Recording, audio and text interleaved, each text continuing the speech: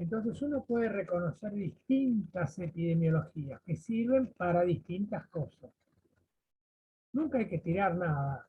Está todo en la caja de Pandora. Ustedes lo sacan según lo necesiten. Lo que tienen que hacer es justificar por qué usaron ese enfoque y no otro.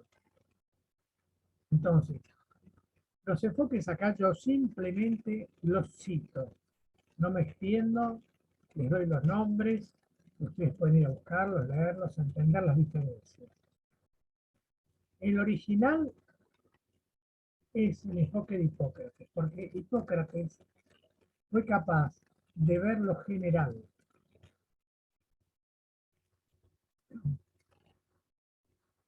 Hay otros médicos que pasaron a la historia por su capacidad de ver la clínica, paciente por paciente, pero otros han visto lo general. Entonces, cuando hablamos de epidemiología, hay que hablar también de Hipócrates. Hipócrates hablaba de la influencia ambiental. Miren ustedes, si la medicina y si la salud pública hubieran tomado un poquito de esto, qué cosa distinta habría sido, ¿no? La influencia de aires, aguas y lugares en las enfermedades de la gente. Él transversalizó la ocurrencia de múltiples problemas de salud a través de los cambios ambientales. Formidable haber visto esto, este señor. Formidable. Más allá del juramento hipocrático, que es una maravilla, desde el punto de vista de lo que sería si se cumpliera, y de lo que sería pensar que fue formulado en ese tiempo, más allá de eso, también tenía una mentalidad extraordinaria para ver el ambiente. Ustedes saben que hay una discusión muy importante entre Champs y Pasteur. Pasteur era microbiólogo, era químico. Entonces él veía el detalle, y Bechamp veía lo general. Discutieron en sus vidas profesionales. Quiere decir que Hipócrates se le anticipó muchísimo. El que habla de Bechamp no está diciendo otra cosa que esta escuela del pensamiento del contexto de Bechamp en la enfermedad ya estaba dicho por Hipócrates. Después hay una epidemiología tradicional. Yo, si quieren leer epidemiología tradicional, los 100 mejores trabajos eh, seleccionados por la OPS con tendenciosidad, como dice un autor que critica la selección de esos trabajos, por los que están y por los que faltan. Siendo 100 podrían ser mechados con otros trabajos muy importantes que se han omitido. Entonces, una crítica muy importante a ese libro, que es un libro grosso, así, enorme,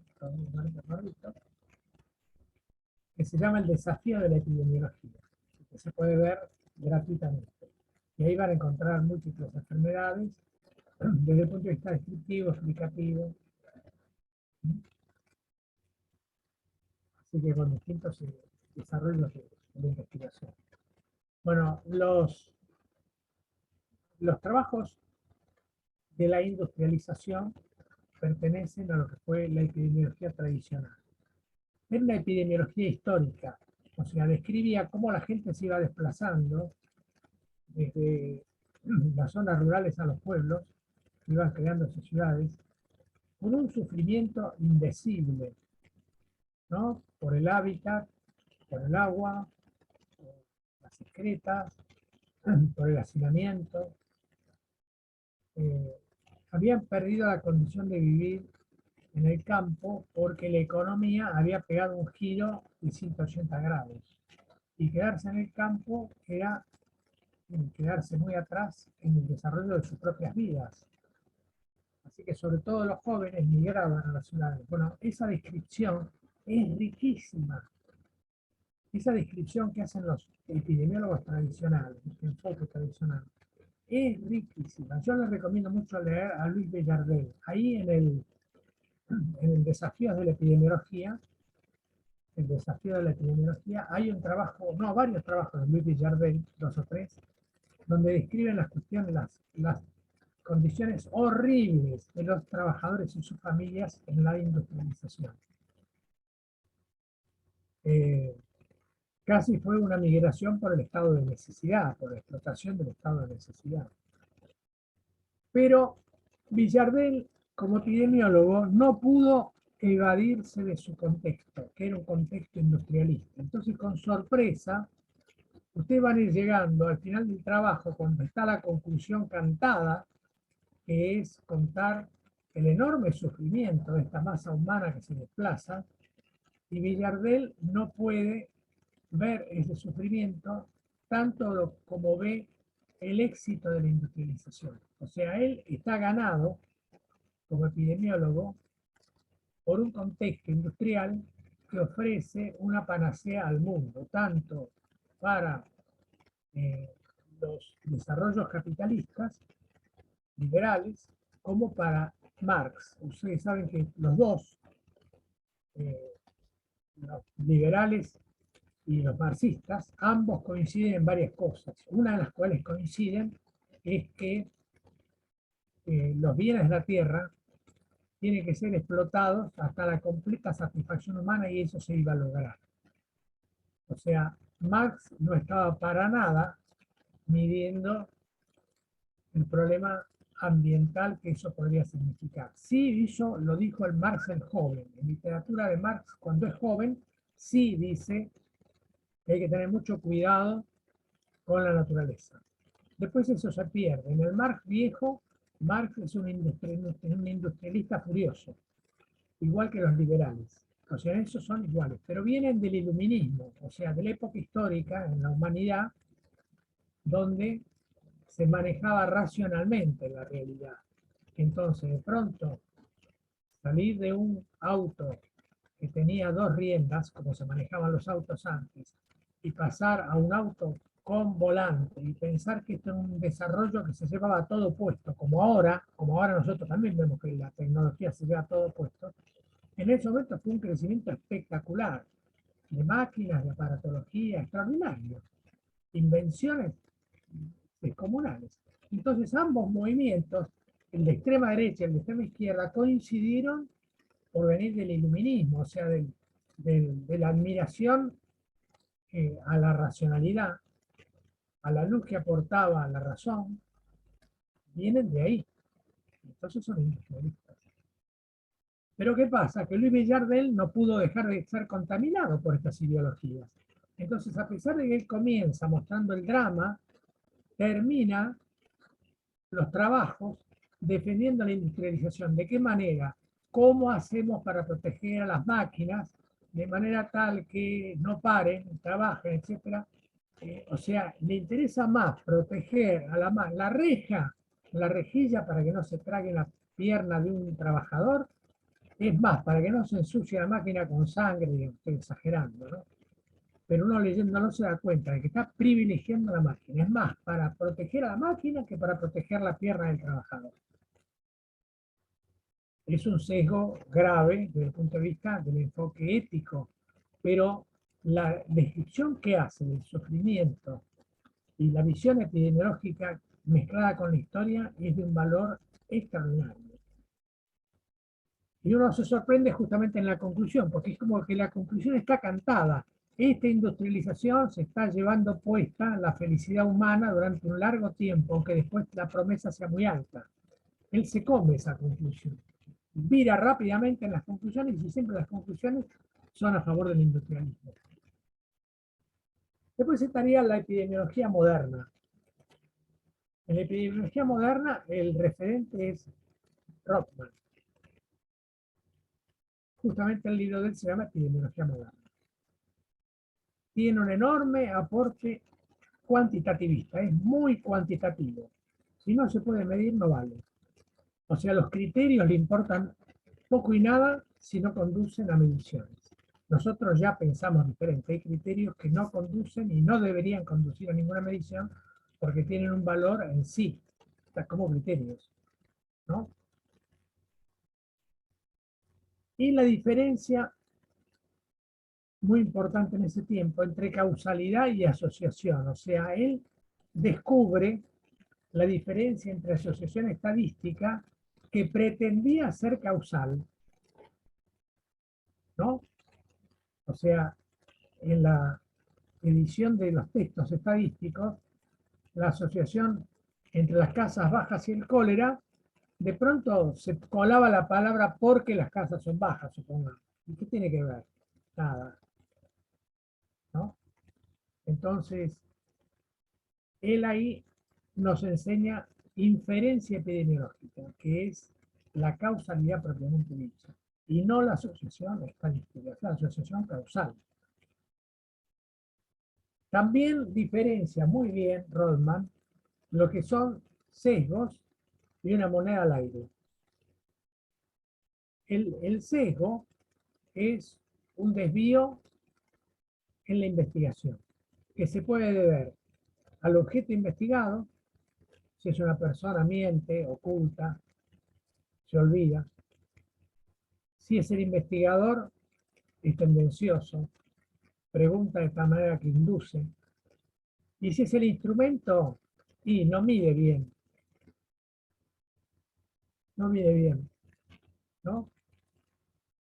Eh, la encuesta autoadministrada no se le puede dar a una persona con baja capacidad de comprensión, por ejemplo. Hay fallo de instrumento.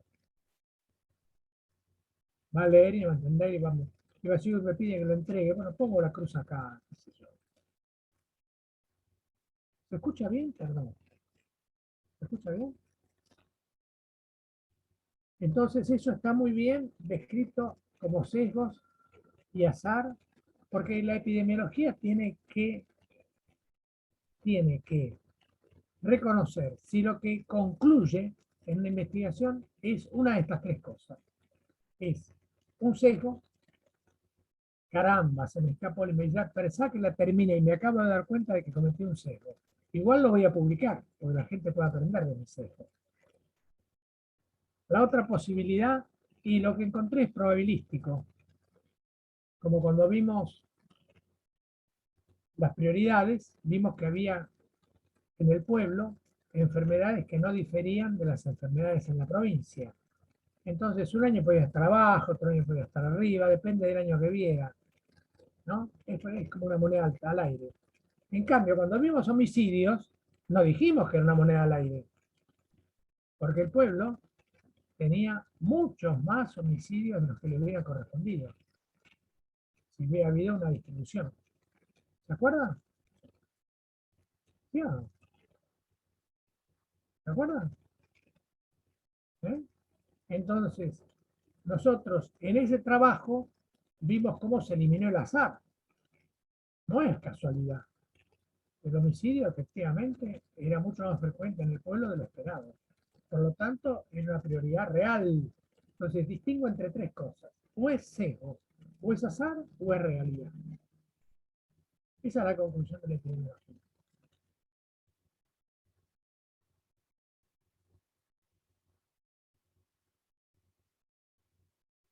Todo esto está muy bien en Kenneth Rothman. Muy bien, muy bien. Y sus seguidores. Cuando yo digo esto, digo el que inició, pero después hay muchos de epidemiología moderna. Cuando ustedes leyeron el librito que les mandamos con Javier, eso es epidemiología moderna. Es un seguidor de Rothman. Forma parte de esa escuela. Con una sobresimplificación, pero forma parte de esa escuela. Después estaría la epidemiología comunitaria.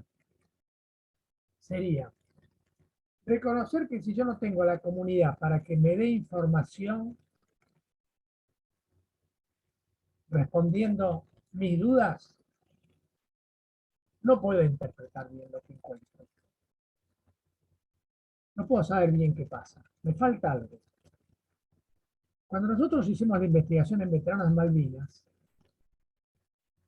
a los veteranos los reunimos en un foro y les hicimos preguntas acerca de las respuestas que habíamos recogido, algunas sorprendentes de los veteranos. Por ejemplo, Algún veterano contestó: Malvinas fue imprescindible para mi vida. Volvería a ir a Malvinas. Y eso fue un sufrimiento indecible. Y estar en Malvinas fue un sufrimiento extraordinario. Pero sorprendentemente, entre tantas encuestas, había respuestas increíbles, anónimas. No le podíamos preguntar bien. Entonces hicimos un foro donde le tirábamos estas respuestas y decíamos: abundemos en esto, a ver, ¿cómo puede haberse dado esto? Y ellos nos explicaban lo que habían escuchado de los compañeros, lo que siguen escuchando. Habían adquirido, muy importante que adquieran confianza en uno, porque si no adquieren confianza, te tiran cualquier verdura, guarda el hilo.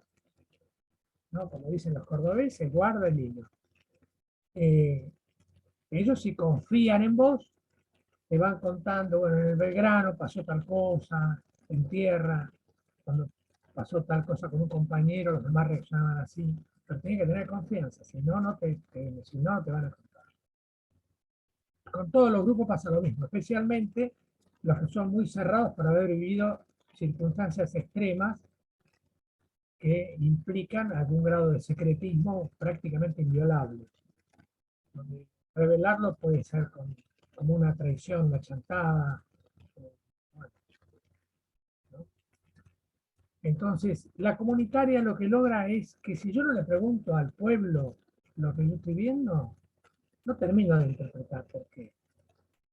O sea, yo tendría que tener, supongamos, una persona del pueblo al cual le digo: eh, ¿qué pasó que habiendo una epidemia los chicos siguieron concurriendo a la escuela? Yo no lo puedo saber. Yo sé que siguieron concurriendo a la escuela y los casos siguieron aumentando. Entonces el informante me dice: lo que pasa es que en la escuela le dijeron que no podían faltar. Y se asustaron, que perdían el año, que el examen, ¿no? Y fueron a la escuela. Pero como la enfermedad no les importó en la escuela, bueno, no todas las escuelas son iguales. No le dijeron: ojo que nos parece que se están haciendo los vivos, se están faltando mucho, guarda con faltar, una tosecita, nada, Entonces iban hechos fruta. Entonces, ¿quién te lo cuenta? Si vos no tenés la epidemiología comunitaria, sonaste. A Rodman se le escapó.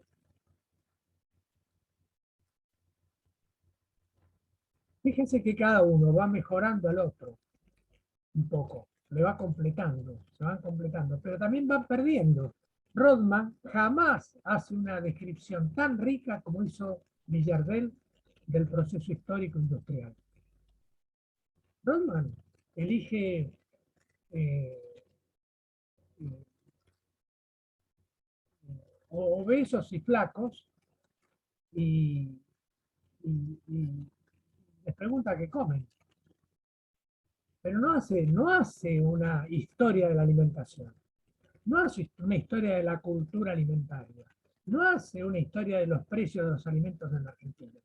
¿Entiendes? Villardel sí estaba mirando, o sea que se pierde el contexto en Rodman. Rodman empieza a insinuar que la epidemiología puede ser ahistórica, ¿no? Y sin contexto. Es una epidemiología demasiado matemática, demasiado técnica. Le faltan visiones estratégicas, políticas y éticas. Esto no se puede juzgar porque hay que estar ahí para generar un pensamiento, desarrollarlo, hay que estar ahí, ¿no? Yo siempre pienso que Smith, liberal, generó la idea del libre mercado y decía que había una mano invisible que era el mercado que regulaba todo, que el Estado no hacía falta. Smith era un filósofo moral. Si Marx hubiera vivido en la época de Smith, yo no puedo asegurar que Marx no hubiera pensado como Smith. Cuando viene Marx, ya había monopolios y oligopolios. Entonces tiene un dato fundamental, que, es la falla que son las fallas de mercado, que Smith no las pudo llegar a conocer. Smith no tiene ni una sola falla del mercado en su historia de la economía, jamás habla de fallas del mercado, porque no las vio. Era una economía más artesanal, más individual, más de pequeña empresa. Él no vio las grandes corporaciones, no vio las grandes industrias. Pero era un pensador extraordinario. Si las hubiera visto, seguramente no sostenía que la mano invisible del mercado era perfecta. Esa forma de unir autores de distinta época, otorgándoles la licencia de haber coincidido si hubieran vivido al mismo tiempo, pero también reconociendo los aportes de cada uno, se llama complementariedad.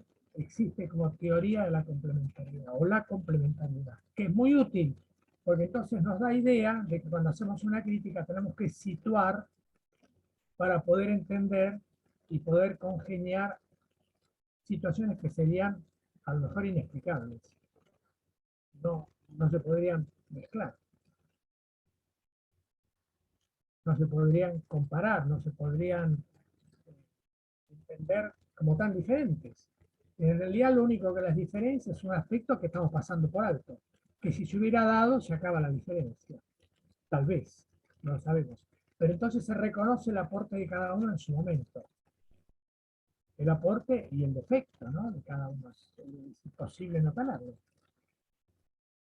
Entonces esta es la cosa que nos trae Gianni Tognoni, que se encuentra con la epidemiología comunitaria. Igual tenemos de esto material si tienen, pero lo pueden encontrar ustedes por búsqueda personal, como Tognoni, epidemiología comunitaria. Después viene la epidemiología clínica, que ya es una exageración de la epidemiología moderna. Entonces, ¿qué quiere saber la epidemiología clínica? Quiere saber si la atención de la salud, sean procedimientos o sustancias, fundamentalmente medicamentos, son utilizados de acuerdo al mejor conocimiento disponible, que le llaman la evidencia. Entonces, la epidemiología clínica se pregunta, ¿hay que hacerle una episiotomía a una primípara? Se le está haciendo y es norma, pero ¿es conveniente o no es conveniente? O sea, está estudiando en este caso no una sustancia, sino un procedimiento, y está evaluando si con el mejor conocimiento disponible es mejor continuar o descontinuar con esa norma. Es una norma que alguien impuso y se usó muchísimo tiempo, ahora ya se está abandonando, prácticamente no se hace más, ¿no? Entonces, quiere saber si en función de ese mejor conocimiento, que es la evidencia, ¿y cómo lo hace? A través de un desarrollo probabilístico. E inventa o enfatiza la palabra riesgo. La palabra riesgo está muy unida a lo que hablan estos autores, Feinstein, Fletcher y Sackett, sobre la epidemiología clínica. Eso que nosotros calculamos del riesgo, imagínense que en vez de ser riesgo por la exposición al plomo, sea riesgo por tomar la pastillita verde, la pastilla rosa, la pastilla, ¿no? Entonces, ¿qué sucede? Que si yo enfatizo excesivamente el cálculo probabilístico del riesgo, termino separando a la gente en quienes toman la pastilla rosa o la pastilla blanca. Y la gente termina separada según lo que hace el sistema, que es dar pastillas rosas y la blanca es el placebo, supongamos. Entonces, la pregunta es, ¿y lo social dónde está? Ah, se perdió. ¿Cómo se perdió? O sea, la epidemiología clínica, al ser clínica, no advirtió que la palabra clínica misma lo condenaba en el sentido de que la desocializaba. Porque la clínica se refiere al caso y la epidemiología se refiere al grupo. Pero ellos redujeron al grupo a la diferencia con episiotomía, sin episiotomía. Pará. Que esto depende de un montón de cosas. Por ejemplo, si llegan a ser aborígenes, la episiotomía nunca hizo falta porque se sentaban de cuclillas y tenían una dilatación que los chicos nacían rápidamente. sin necesidad prácticamente de ninguna maniobra exclusiva, que además algunas están proscritas. ¿Se entiende? Entonces la epidemiología clínica no puede entender las diferencias sociales que condicionan el éxito de la tecnología. Y de pronto puede caer en la generalización de que un estudio de casos en Argentina, bueno, vamos a hacer en Australia. No, no tiene nada que ver. No sé si esto se puede hacer en Australia. No sé cómo resultaría en Australia.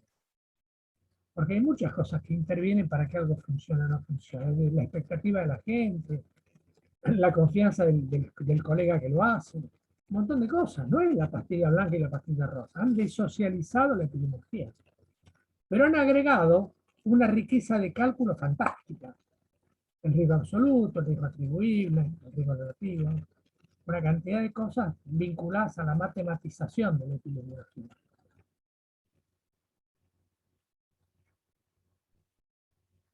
Pero me parece a mí que a veces las pérdidas son más grandes que las ganancias. Eso también hay que tener un criterio crítico de ver lo dominante. Porque si uno no ve lo dominante, todo vale, todo, ¿viste? Se cae en una ensalada fenomenal. Todo vale, todo es lo mismo, mira acá por todo esto, no, no, para. ¿Lo dominante qué es? ¿Sirvió más o sirvió menos? ¿En qué condiciones sirvió más? Hay que ver lo dominante.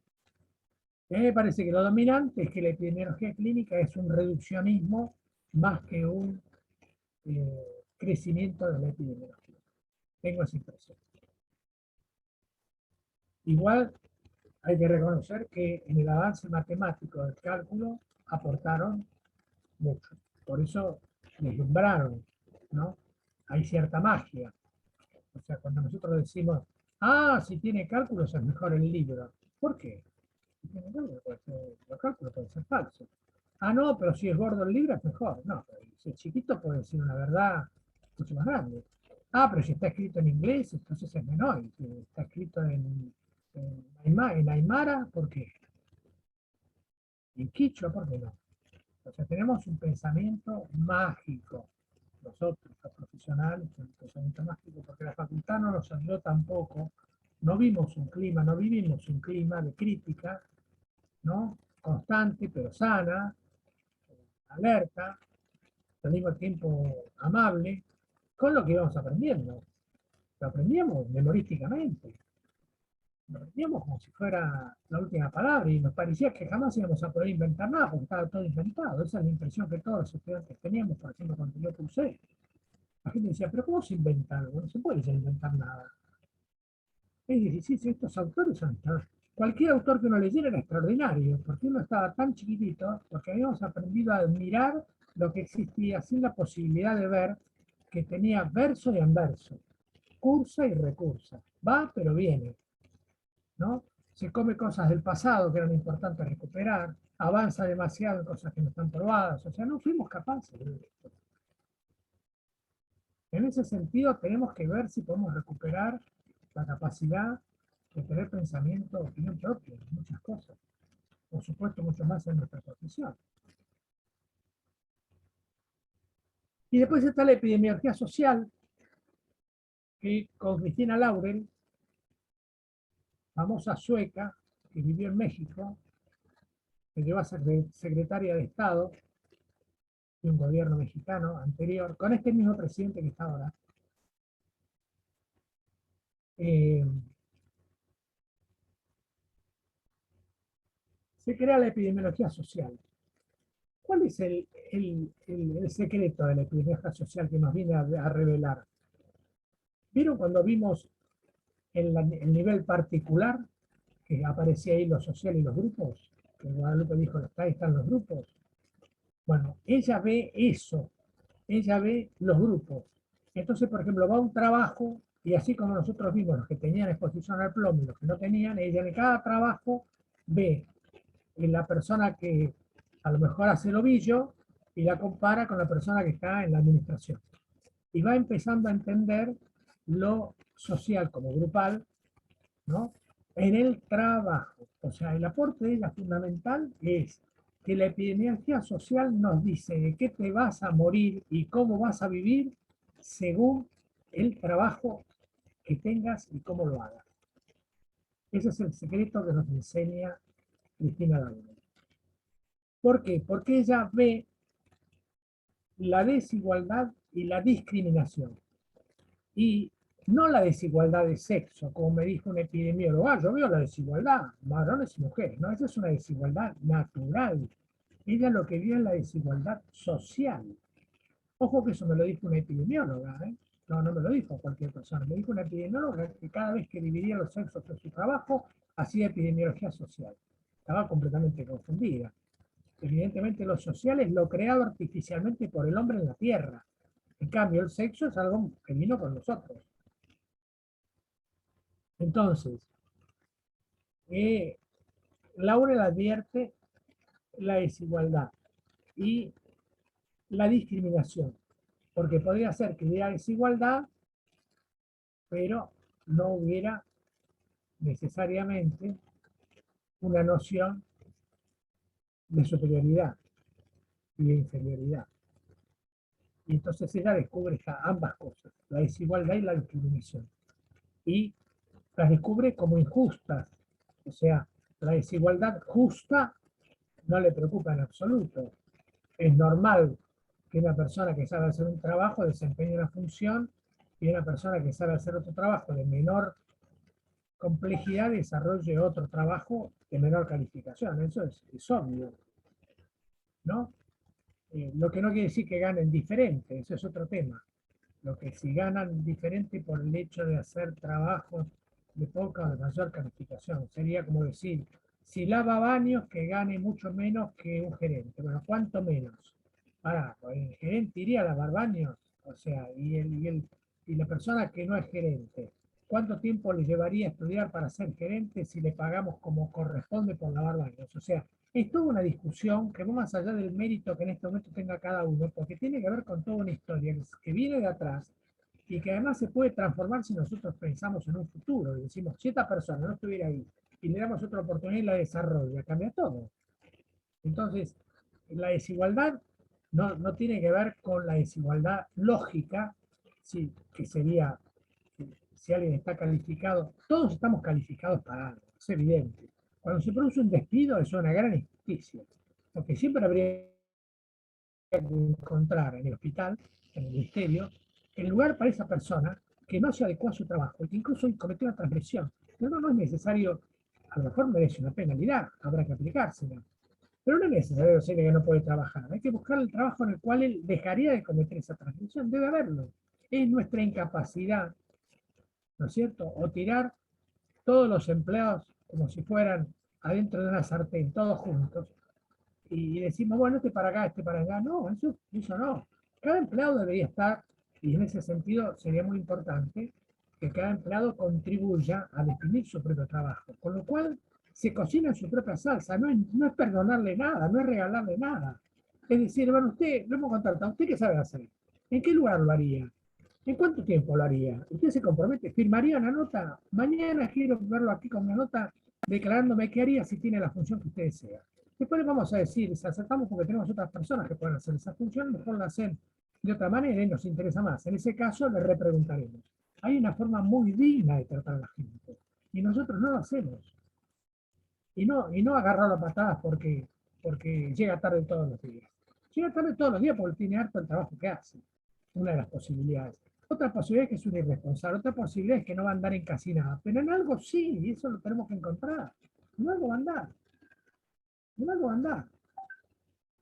Aunque sea haciendo grafitis en el hospital, en los lugares que a nosotros nos parecen que a lo mejor hermosean el hospital, y es un autor extraordinario de grafitis. Pero si él cuenta que hace grafitis, a nadie le llama la atención. Una persona atenta en el hospital hace grafitis. Algunos son hermosos. Mira esa pared, donde están los niños, en la sala de niños. No, ¿qué parece si hace graffiti? Esa persona llega más temprano que nadie, una vez que haga grafitis. Pero le hemos encontrado, ha encontrado su lugar. Y eso es muy importante para la persona. Bueno, esto social es lo del aula. Eh, después viene la epidemiología crítica, que la epidemiología crítica destaca cómo se determina la salud. Porque nosotros, con el cuadro multidimensional, nos vamos alejando de la idea de causa. y nos vamos acercando a la idea de determinación. Porque causa suena como muy lineal, causa-efecto. Si tiro la pelota a la pared, rebota. Eso es muy lineal, ¿no? Ahora, que tampoco es cierto que la causa de que la pelota rebote en la pared sea porque la pelota rebota, eso tampoco es cierto. Ahora vamos a ver por qué no es cierto. Parece elemental y parece lineal, pero en su linealidad también es absolutamente insuficiente. Entonces, eh, destaca la determinación porque usa una idea también de las dimensiones que juega y agrega dimensiones al epidemiológico, lo social, lo político, etc. Entonces, descubre cosas que él relaciona con el capitalismo. Él no estudió el socialismo real, con todas las barbaridades, las persecuciones, los crímenes que hubo en el socialismo real, de la Rusia de Stalin y todas esas cosas. Él estudió lo que sucede en el capitalismo. No se le puede pedir a un autor que haga el estudio que nosotros quisiéramos que haga. Porque él, ¿qué te va a decir? Estúdielo usted. Porque hay mucho de eso que nosotros. Ah, no, pero él estudió porque él dice que el capitalismo estudió vos, flaco. ¿Qué le vas a criticar a una persona que se quemó las pestañas anoche estudiando por qué el capitalismo se relacionaba con enfermedades? Algunas desaparecían, otras aparecían con el capitalismo. ¿Cómo vas a hablar de lo que tendría que haber hecho? Es la elección de él. Bueno, en todo caso, hace esta investigación. Entonces él descubre esta relación de determinación, que es más bien una comprensión, porque al tener muchos elementos en juego, desaparece la idea de linealidad causal. Con la pelota que rebota.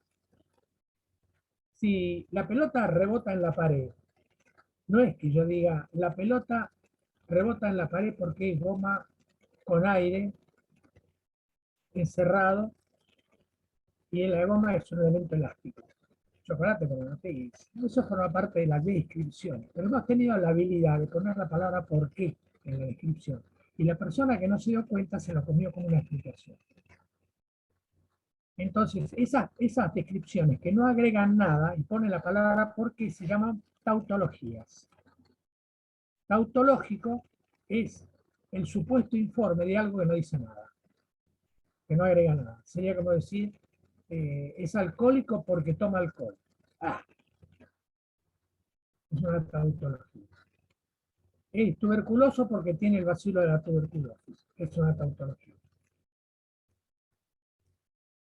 Forma parte de la descripción. Cuando yo describo, encuentro la caverna y encuentro el bacilo de la tuberculosis. ¿Qué pasa? Que las cavernas se pueden producir por muchas cosas. Por ejemplo, por un viejo absceso que no cerró. Entonces la caverna no es sinónimo de tuberculosis. ¿Cuándo se convierte en tuberculosis? Cuando encuentro el germen. Entonces forma parte de la descripción. ¿Está bien? Ahora, si uno lo quiere poner en la explicación, lo pondrá como un elemento más. En todo caso, en todo caso, en todo caso. ¿Cómo le va a atribuir la causa de la caverna a la tuberculosis si sin bacilo de Koch hay cavernas? No, no es cierto que la causa de las cavernas es la tuberculosis. El bacilo de Koch. No es cierto. Decididamente. Porque hay numerosas cavernas sin bacilo de Koch. Se acabó. Ahí se terminó la discusión. ¿Entienden? Ahora, si vos le agregás la palabra por qué, el desprevenido contra. Entonces, él inventa esto de la epidemiología crítica, es una crítica del capitalismo.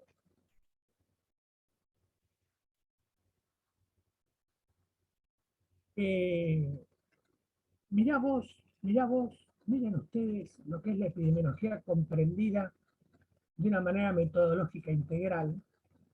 Estudiando esto, yo encontré muchos autores que hablaban en el capitalismo de la democracia. Y la democracia mejora los problemas del capitalismo. Entonces hay muchos autores, como Berlinger, en Italia, o de Sousa Minayo, en Brasil, grandes autores de la epidemiología, estudian cómo la democracia mejora el capitalismo. Se comieron, ¿saben qué? El cuadrito de 4 células. De 4 células. Cuando yo les mostré el primer día democracia y salud, les mostré que no se puede decir que la democracia tenga que ver con la salud si no se estudia el totalitarismo. Porque si en el totalitarismo nosotros encontramos indicadores iguales o mejores que en la democracia, será una gran sorpresa. Y yo no voy a ir a vivir a Burundi, ¿eh? No voy a ir a vivir a Brunei, no voy a ir a vivir a la China, pero tengo que ser un investigador. Me tiene que sorprender la investigación porque me muestra algo que yo no pensaba encontrar y no puedo forzar lo que yo estaba esperando encontrar. Entonces dejo de ser investigador. Lógicamente que a mí me excluyeron apenas publiqué eso, me dijeron de todo, porque aparecen los países totalitarios con mejores indicadores que los países democráticos, en muchos aspectos, sociales, económicos, educativos, sanitarios. Entonces tenemos que poner en duda que la democracia puede mejorar el capitalismo, lo cual no quiere decir que yo elija un lugar para vivir en función de eso, pero pone en duda lo que nos dicen y nos obliga a pensar cómo puede hacer una sociedad para lograr indicadores incontrovertiblemente mejores sin apelar a esta mentira de decir que con estas democracias conseguimos mejores indicadores. Yo ya sé el grado de violencia que hay en los países totalitarios. Nadie de nosotros necesita que nos lo cuenten. Pero la violencia también puede conseguir buenos indicadores de salud. Puede parecer llamativo, molesto, todo lo que quieran, pero es lo que demuestra el trabajo. Salvo que mientan. Pero yo no voy a ir a China para averiguar si es cierto. Yo no voy a ir no voy a, ir a Corea del Norte a averiguar si es cierto. ¿Por qué? Porque de eso se tienen que ocupar los que reciben mis impuestos. Yo pago mis impuestos para que se constituyan las naciones y las naciones le aporten a la Organización Mundial de la Salud y que ella investigue la salud en los países y diga dónde la salud está funcionando mal y cómo se tiene que arreglar. Entonces yo no me voy a ser responsable de colocarle un parche a esas organizaciones que viven de mi bolsillo. Voy a reclamarles y a decirles, miren ustedes que los valores en los lugares totalitarios son mejores en muchos indicadores que en los países democráticos. Este es un problema de ustedes que no estudiaron esto porque nos contaron un verso creyendo que nosotros no íbamos a estudiar. Y nosotros, como no sabíamos, estudiamos. Porque si hubiéramos sabido, hubiéramos dicho lo que había que hacer. Pero lo que hicimos fue investigar, hemos encontrado esto. Ahora lo que tienen que hacer es ustedes. Por ahí estaba la crítica al capitalismo. Según Jaime Breil, decano de una facultad de medicina en el Ecuador. Nosotros, en un grupo con Javier, integramos en su momento un grupo que se llamó Epidemiología Metadisciplinaria. Con epidemiología metadisciplinaria le queríamos dar lugar a la indisciplina, que ninguna de las epidemiologías se lo dio integralmente, salvo la comunitaria, pero la comunitaria de alguna manera utiliza a la población para que le complete la comprensión de lo que ha encontrado en la investigación. Y nosotros, en la epidemiología metadisciplinaria, pensábamos en una epidemiología que incorpora a la indisciplina desde el vamos en la definición del problema, en el planteo metodológico y en la búsqueda de datos y en la interpretación de los datos. Y la incorpora porque la indisciplina ve lo que la disciplina a veces no ve. La disciplina viene, como su etimología lo indica, de disco. Disciplina viene de disco. Disco es algo rígido, con un borde nítido y un centro único. Eso, si uno lo quiere valorar, lógicamente, porque la disciplina da la posibilidad de enfatizar, especificar, profundizar, etcétera, en un conocimiento. Pero al tener ese borde rígido, un centro único, también profundiza en un desconocimiento. Y ese desconocimiento a veces lo ven los indisciplinados. Por eso es que a veces un indisciplinado nos supera largamente. Yo me acuerdo cuando estaba a cargo del programa de salud rural de Salta, de una parte de Salta, del noreste, que viene un médico y me dice casi risueñamente, un poco preocupado, y yo sé que yo pregunto a la gente que eran aborígenes y criollos, ¿no? ¿Cómo está la salud? Y me dice, ¿usted vio cómo está el trabajo? No, no, dice, yo no tengo que zamarrear. No, no, yo le pregunté la salud. Y en el grupo dijimos, bueno, tenemos que ampliar nuestra comprensión. Esa persona que vino a verlo es más inteligente que nosotros. Hizo un salto cualitativo desde su salud a su trabajo. ¿Está bien? Y él lo quería zamarrear, y en realidad le tenía que haber dicho, ¿por qué me lo dice? La pregunta era ciencia, ¿cómo lo sabe? Y porque yo cuando corto un quebracho y lo tengo que pelar, derramar y después dejarlo con la corteza al aire, y lo tengo que transportar 200 metros y dejar en el camino, viene el camión, busca los quebrachos que hemos dejado, que puedo bajar uno por día, y me da un marrón, 100 pesos. Y me duele terriblemente, tengo un dolor en la espalda terrible, terrible, que no. Y nosotros no pudimos entender la relación que él había hecho entre su lumbalgia, su hernia de disco posiblemente, inclusive, y su trabajo. Y no había ido a la facultad de medicina. No había ido a la facultad de medicina. Así que los médicos nos tragamos muchos, muchos brulotes. Y la gente común no, a veces no se los traga. No tenemos que estar con una oreja muy grande. Te dicen cosas de puño, pero tienen que saber que pueden confiar en vos, que los estás escuchando y no tenerte miedo, porque lógicamente que infunde miedo hablar con alguien que sabe, que es el curador de uno, que es el sanador, del cual uno espera una ayuda. Bueno, eso produce un poco de reverencia y de miedo, ¿no? Entonces esa barrera hay que tenerla en cuenta para que la gente pueda, y uno pueda aprender del indisciplinado, ¿cómo no? ¿Cómo no?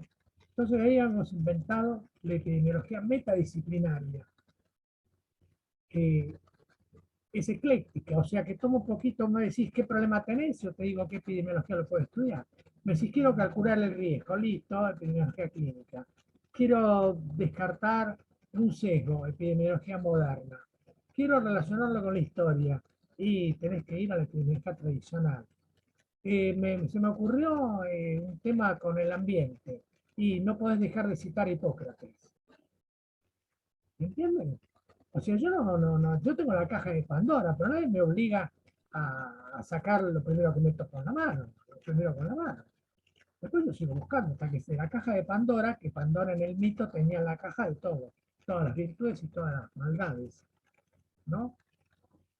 Entonces la, estaba muy, muy sorprendida y le dijeron, nunca abra la caja. Entonces abrió la caja y cuando salió la alegría, todo bien. Pero cuando empezó a aparecer la envidia, la competencia, la maldad, se armó un despioles fenomenal.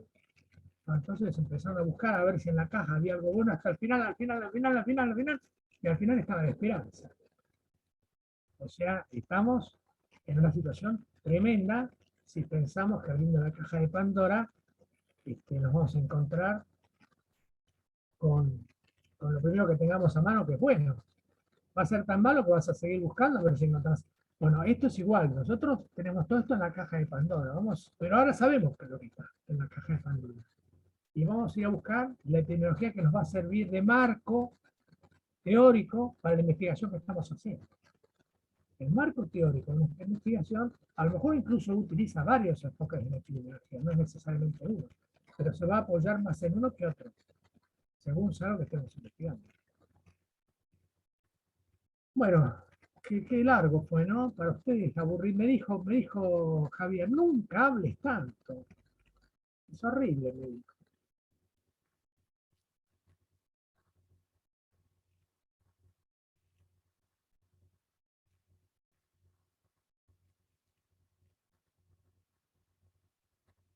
¿Hay alguna claridad en la diferencia entre las... primero, son epidemiologías, plural. Es mentira, epidemiología. Los libros no deberían decir epidemiología, deben decir epidemiologías, salvo que sean de un solo enfoque, que los hay. Pero si nosotros escribimos en un día, va a ser epidemiologías, ¿no? Se va a llamar epidemiologías metadisciplinarias, o epidemiología metadisciplinaria, lo cual implica todas, porque todas están adentro de la disciplina y todas están también en la disciplina. Bueno, pero, ¿qué les quedó de todo esto? ¿Qué les asombró más? ¿Qué les preocupó? ¿Qué les trajo alguna pregunta? ¿Qué les interesó más? ¿Menos? ¿Comentario?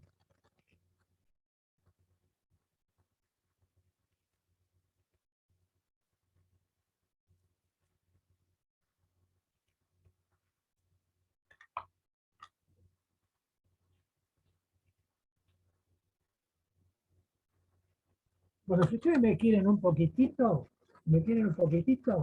por favor hablen, porque me va a dar una paliza, Javier. Me va a decir, Mario, te dije, y bueno, así que ustedes hablen ahora, diga cualquier cosa, que está nublado, cualquier cosa que no tenga argumento como para enojarse gravemente conmigo. Bueno, cuando habló de la epidemiología tradicional, por ejemplo, me hizo acordar de la revolución industrial, ¿no? Que justamente la revolución industrial, que inició en Inglaterra y después se propagó mundialmente, generó todos esos estragos, ¿no? De la gente que tenía que emigrar de la parte rural a las ciudades y de lo que esa industrialización generó en las personas, ¿no? Y hasta tuvieran que trabajar niños en condiciones infrahumanas, ¿no? Y después traspolándolo a nuestro país, la gente que emigró del interior buscando trabajo.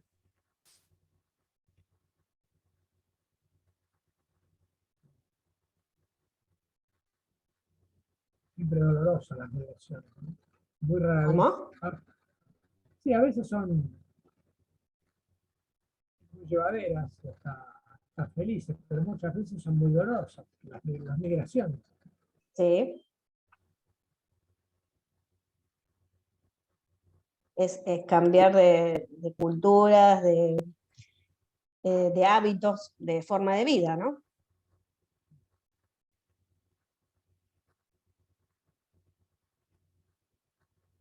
Todo tiene sus cosas buenas y sus cosas malas.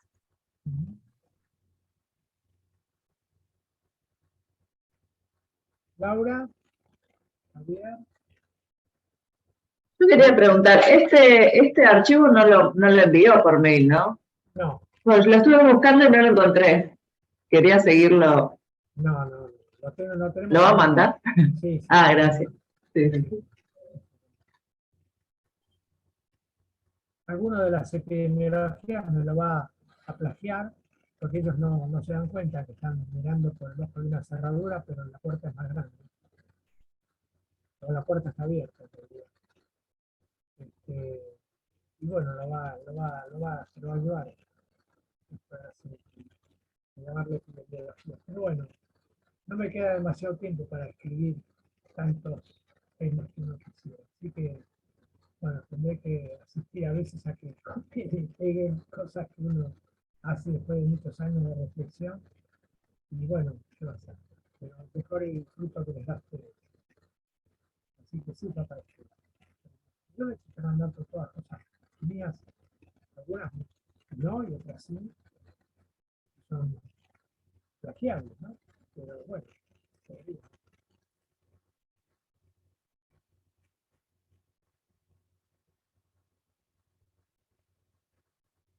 ¿Qué cosa más quieren preguntar? Decir?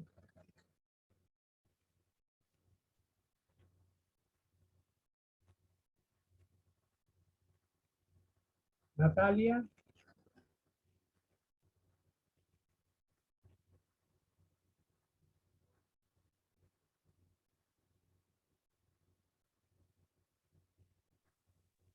Y lo que pasa es que no tenía muy buena señal y quizás no me escuché acá.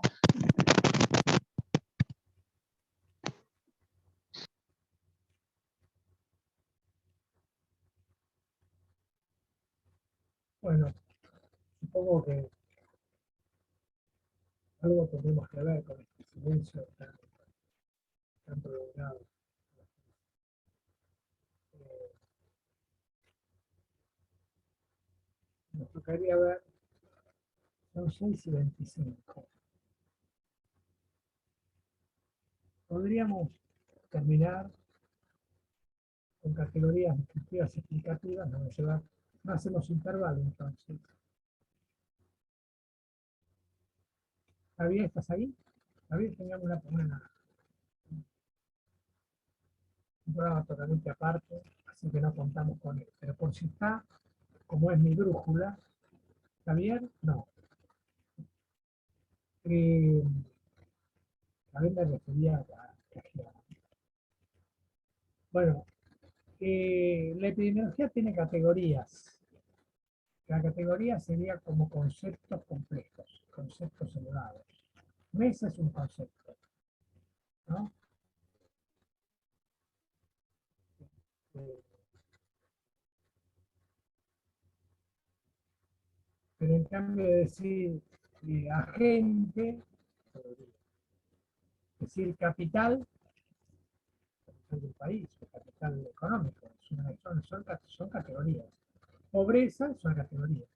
Por supuesto que al ser una categoría incluye la posibilidad de ser definido como un concepto, ¿no? Pero es una categoría. Cuando decía la pelota rebota y es lineal, me olvidaba de eso. ¿Por qué va la pelota a la pared? ¿Por qué va?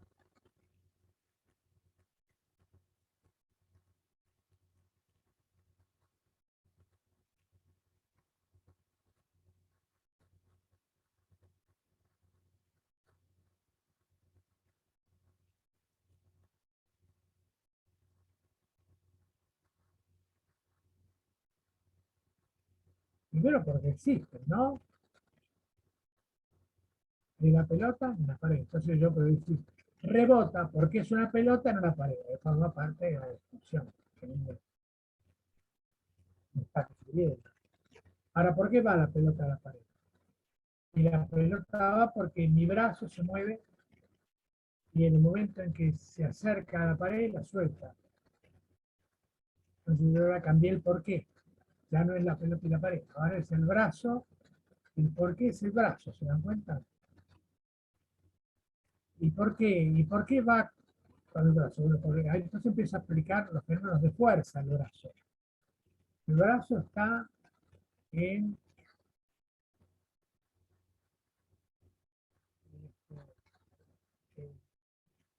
un estilo de... pasa a tener una fuerza dinámica. Se empieza a mover el brazo, ya no es pasivo, ¿no? Entonces no es una fuerza estática, sino dinámica. Ah, pero qué chocolate con la noticia. No estás aplicando una explicación física. ¿Y por qué adquirió una fuerza dinámica? Bueno, adquirió una fuerza dinámica porque se encontraba libre. Ah, ya me estás apuntando una idea de, del libre, del libre albedrío, de decir, yo podía mover el brazo y lo moví. No, pero además, porque yo lo decidí. Yo tenía el brazo era mío, yo lo decidí. Ah, porque vos, bueno, entonces la pelota fue a la pared porque vos lo decidiste. No, pero además porque estábamos en clase, en aula, y estábamos hablando de causalidad, entonces yo quería explicar este concepto y le comentaba a los compañeros que este era un momento para hablar de causa lineal y desmontarla, ¿no? Como causa lineal habitual. Entonces, la causa verdadera es que me sirvió de ejemplo para los alumnos. Ah, entonces tiraste la pelota y rebotó porque le quisiste comentar a los alumnos. Bueno, o sea, se dan cuenta el por qué va agradando y agradando permanentemente al sujeto respondente y le va exigiendo cada vez más hasta que se llegaría al infinito, ¿no? Entonces, decir que la pelota rebota, que rebote porque la pelota pega en la pared es de una elementalidad infantil, absolutamente. Y es igual decir que la tuberculosis se provoca por el bacilo de que tenemos tuberculosis porque está el bacilo de